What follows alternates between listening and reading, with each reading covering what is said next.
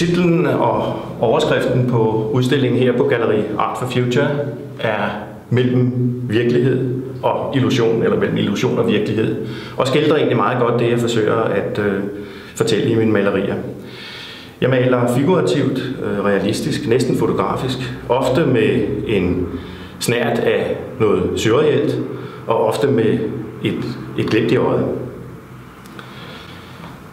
Jeg er især optaget af at danne rum og lave dybde på lærredet.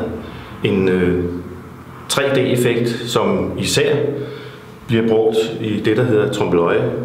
En effekt, som man bruger i trompe-l'œil-teknikken, hvor man bevidst forsøger at bedrage eller snyde øjet. Illusion er egentlig det realistiske maleris fornemmeste opgave. Jeg arbejder næsten altid efter en bestemt idé, og den idé den omformes så til et fotografi, og fotografiet danner så efterfølgende udgangspunkt for den videre proces. Jeg er generelt meget interesseret i mine omgivelser og inspireret af mine omgivelser og navigerer i flere genrer, hvad udstillingen her på Galleri Art for Future er et godt eksempel på.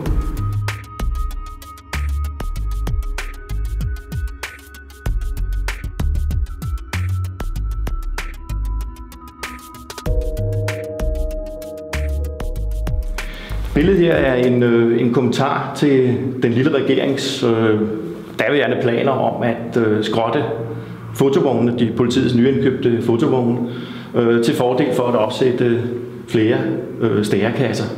Og det har jeg så leget lidt med, og stæren her er så blevet kørt op på toppen af kassen her, og jeg har installeret i gåseøjne et kamera inde i stærekassen. Den skal så ud og finde et nyt logi.